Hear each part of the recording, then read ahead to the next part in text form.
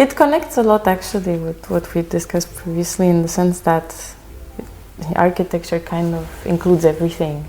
Architecture is kind of everything.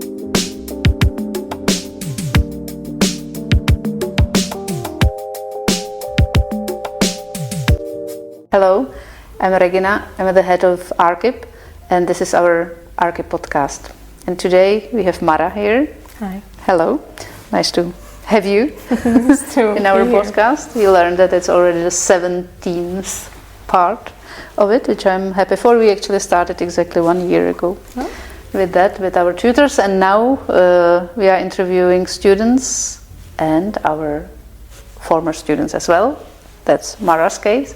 And she actually combines in her person roles of being a student, being a fresh graduate, as well as being a studio assistant. Yeah. So I would like to start today with actually the semester which just ends tomorrow, it's Thursday today, and started at the end of August. And you worked as an assistant to the studio of Winy Maas, our visiting professor.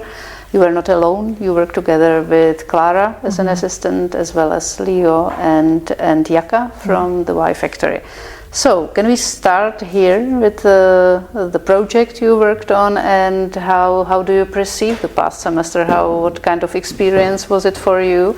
And what did you enjoy, and what was difficult, and what was easy? And, It was completely different experience to be to see the behind the scenes now, because as a student, you just show up with the work you've done, you go through it with the professors, the teachers, the assistants, and then you're done. You go home, you keep working on it, you come back. Here it was a lot more actually, in the sense that when you are a student you focus on your own work. Now suddenly I had to focus on everybody's work. Yeah, not only one exactly project, but you had 20 students, or 20, yes, 20. So it was great that, because I graduated from here, I knew a lot of them already. So I kind of already was familiar with their work style, what they like, what they don't, which was I think also a great advantage for them, because for me to know what they like and what they don't, we could have mixed and matched the work in a way that they would get to work on something that they truly enjoyed, something that they're good at, or if they wanted to improve on something, then they would be like, oh, I want to learn this. Can I be a part of this team? So it was good to work close with them like this, and I didn't really see myself as in a kind of superior role, but more as a helper, as a connector between Vinny and Clara and I and the students. So from my side, I think it worked really very well. It's our first time when actually this semester there were 3 of our alumnus who participated in our daily teaching, let's say. And I was so happy to hear from you that you really enjoyed it, and it was like big surprise to you to look at the education from the tutor's point of view. Yes. That I was not aware that students are not aware of the work which tutors do. Not at all. And sometimes that's very interesting. Of course, when you work in such a complicated field, it's like there's so many things you need to take care of, and people always find something that bothers them, let's say. And so as students, they don't really see how difficult it is to get to come up with certain results or to organize certain schedules. And now I got to see the behind the scenes, and that a lot of things really are not up to you. But then you see people that are upset, and you have to explain it's not really as you think it is. But true. At the same time, it's also it's good to see this multiple perspectives, and it was nice to experience both sides, because I also was in Vinny's studio previously, so I got to experience working with him as a student, but also as an assistant. Interesting. And I have to confirm that you actually didn't work only as an let's say architect and tutor, but a little bit as psychologist as well. There was always a little bit of, I think, no matter what field you work in, but also in this one specifically, there's always a little bit of kind of let's say, psychology that you have to work with. Like sometimes people are upset, sometimes people are too excited. So it's different types of people, different types of students with different types of characters. So it's a little bit of a game of mix and matching, just to make sure that things go forward. And it's not that, you know, people are wrong or right. It's more of a connection and compatibility in between the students and their teams, and especially when you work in a big studio.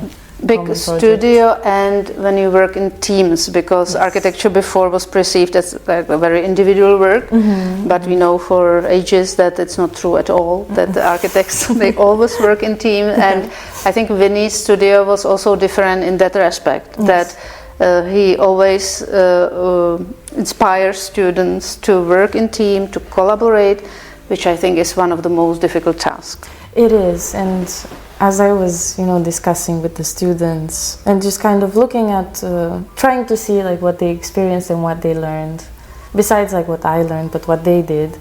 For them, they were initially reluctant in working in such a big group. And I understand that because, you know, as I said, a lot of characters, a lot of different people, a lot of different emotions. So it's difficult, but I think, like Clara said, it's a good simulation of what it's like to work in an architectural studio. Because it was always like somebody's responsible for something, but at the end of the day, you always have to come together to get one final big result. And so for them, it was a good simulation, I think, to kind of understand how to find the compatibility, how to communicate. Also, and to see actually that everybody is professional in different fields, different things, that somebody can whatever do scripting, the other one can do visuals or whatever, you know, so this combination is it's necessary to actually know yourself and your abilities and what you are good at, and that your contribution is valuable to the team. I think that's definitely, it's not easy at all, and I think it's a hard work as a tutor to you know, keep students working together, and they complain, and you know, they are suffering, I can imagine. But this Tuesday we had a presentation of their results, and I felt this team spirit from the presentation, that at the end they were proud of what they have been doing, they were proud of the result they did, and so I think you managed. I was really proud of them too, actually. Like, of course, beyond all the moments where, you know, I would show up and maybe sometimes be slightly disappointed, which, you know, it happens. At the end of the day, when I saw them, and especially in the final week, they really pushed very hard, and you saw that they really wanted to get a good result out of this. So when I saw the final result presented in front of everybody, I felt a sense of pride. I was very proud of all of them, truly. Me too. Good work. Me too. And I'm also happy that we managed to stream and you know, keep the and record and keep the final presentations online. So it's still on our Facebook, so it's possible to watch it. If we touch upon the topic of the semester, indeed for all studios it was the same theme: architecture and mobility, transportation. So we collaborated also with Faculty of Transportation, which is our neighbor, and we mentioned already in previous podcasts that the specific topic of Winy Maas studio was Sky City, and so probably ask you, can you just give to our audience some hints about what was it about the studio? The title kind of speaks for itself, of course, but I think, you know, when you hear Sky City, everybody's mind goes to Flying City, right? But it was actually a bit more nuanced than that. Because the students, at the end of the day, you know, they had, as everybody does, they had their they were slightly off-put almost by the, like, Flying City. It's impossible, you know. Skepticism was and there. Of course, a lot of architects, you know, very realist kind of. But I think it was a good mind exercise for them to create this structure that maybe now it seems impossible, but I also noticed that a lot of them felt very hopeful about certain technologies, about certain things. So they were really trying to come up with solutions They interviewed a lot of specialists from certain fields, including from the air transport department at CTU. A lot of them were really nice. They sent them studies on different technologies. So we went through different kind of layers of how this kind of flying city would be possible. So of course the creative side of like more design oriented, flying, not thinking about the solutions necessarily. But at the end of the day, they really went kind of through the possibilities of current technologies. So they studied drones, they studied hot air balloons, they studied some energy collecting technologies and so on. It was very interesting to see them go through all of these and to share this information among themselves, because it's very complicated information. It definitely is, and indeed many people don't connect the topics you just mentioned with architecture. Yeah, right? Exactly. So I'm really happy that this studio is here and that we can give this to open the mind of students to see what all could be included in our field. That's relevant, and it's really useful. And specifically, in our geographical situation, I think it's definitely worth it. Super. So that was this semester, but before that, you were our student for 4 years. 2 years. 3 years. True. Because I had the opportunity to be your tutor when when you started here. 3 years ago. First semester. So I have to say I really enjoy, having you in the studio and observing how you started and how you worked always hard. This I have to say. So can we go back in time, and may I ask you, why did you pick architecture as your field of studies? It connects a lot actually with what we discussed previously, in the sense that architecture kind of includes everything. Architecture is kind of everywhere. And I remember in my first year we had this small introductory lecture by Ilan, who was teaching us what is architecture. And it kind of remained an open question almost. And to this day I think that I learn every day a little bit what architecture is, because it's such a broad field, and I've always liked that about architecture. I was always the type of person that likes a little bit of everything. I've always wanted to try a little bit of everything. So for me, architecture was a really good field, but also I was a bit influenced by my grandfather. He was an architect. Really? And I didn't get to meet him, unfortunately, but my mother would always show me when I was a kid all of his drawings, all of his projects.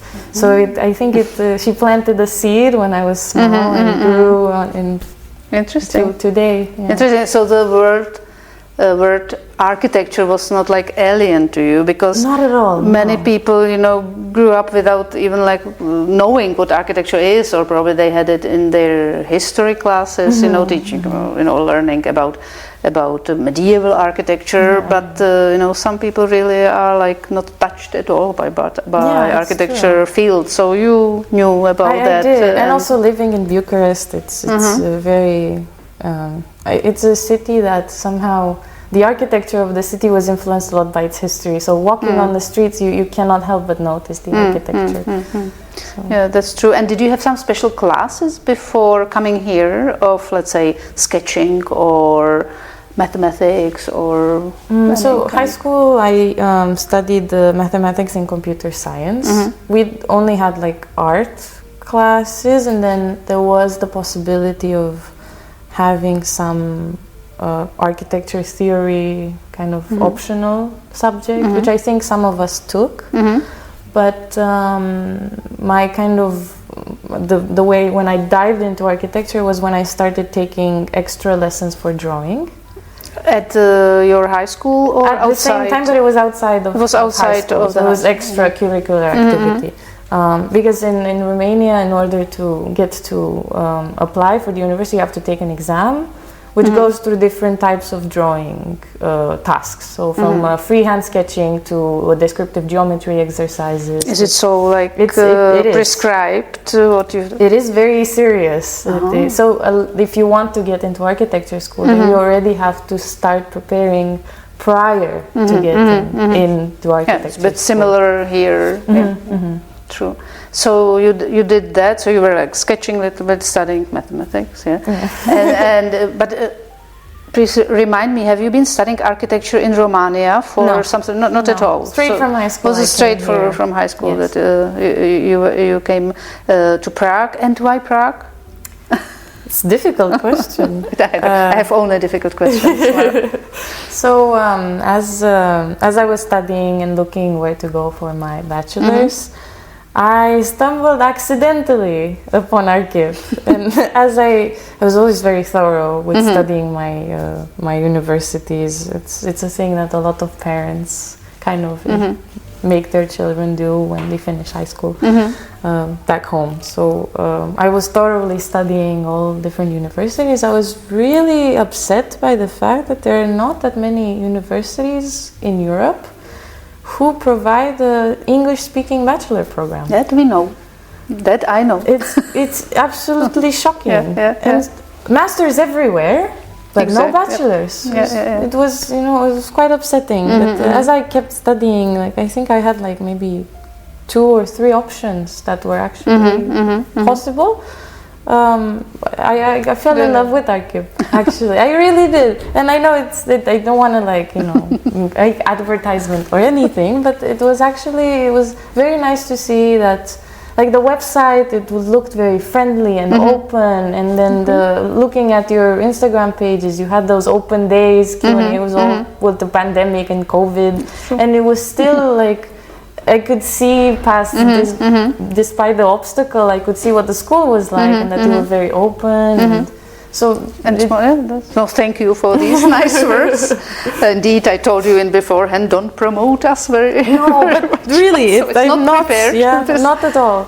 These things. So I'm happy you did that, and I'm aware of that fact. I think like 10 years. We started the school 15 years ago, and when I was at there's a European Association of Architecture Schools, and we meet every year, and what must been like 10 years ago when we met in Delft in Netherlands, and I asked there, why don't you have a program in English? And they said it's like a state policy that the bachelor programs should be kept in national languages.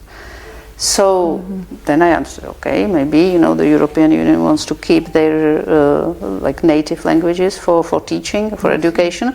But then slowly, the mindset was changed, and I think now they have bachelor program in English as well, if I'm not mistaken. So, this is also developing, and So as you said, master programs in English are everywhere, especially in Scandinavia and so on, but not English programs. So.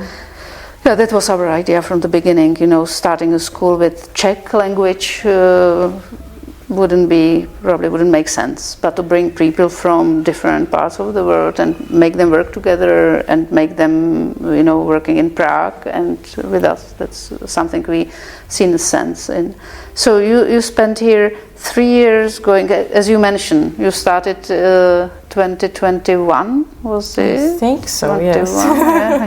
So that was still a Corona time? It was the end of COVID. I had full blast COVID in my last year of high school. Yeah. And if you go through these 3 years, what were your best classes, or what did you enjoy and what you didn't? And if you can say just few words about the program. I think, of course, my favorite class was always studio. It was most creative. I was always, but this is kind of a secret, I don't like studying. I don't like studying. I don't believe you, Mara. I cannot sit down with a book in front of me and just kind of, go through it.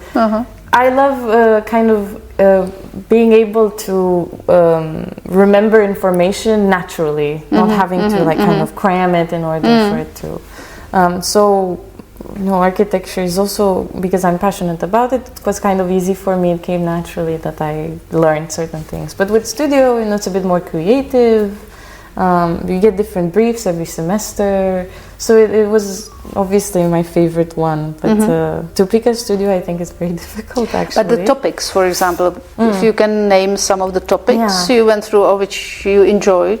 First semester we had the little housing for my star, which was really interesting. I think it was a very good topic to have as a first semester. And I see now, looking back at the project, it's nice to see my little creative kind of high school kid.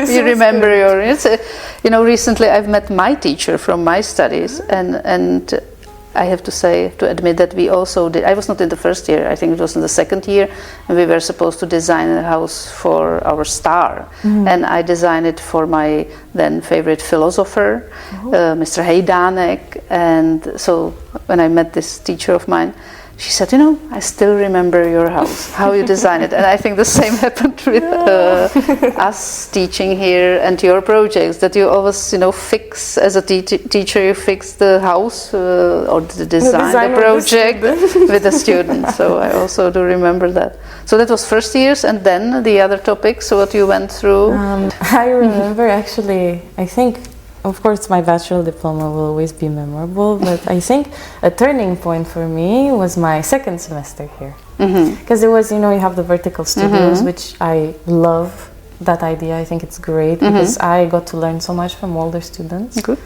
But suddenly, after the first semester where you had us introduced into the world of architecture with this brief of my star, the house, I was in Schindler-Fessler studio.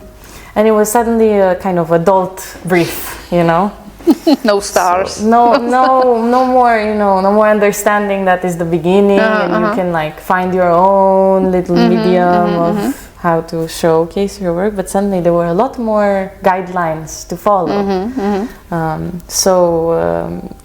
I was suddenly in this studio with a lot of older kids, and I didn't know any software, I didn't know anything, so I was like, what am I gonna do? But truly it pushed me to self-study and self-learn, to sit down at the computer, start learning the softwares that I need to learn, read the books or the studies that I need to study, go through the inspiration that speaks to me. So it was very good, and I think it was also a very good balance studio. And I've encountered this every time I went into another studio. All of them are so different, so every time you go into a different one, which I encourage all students to do, to pick a different one every semester.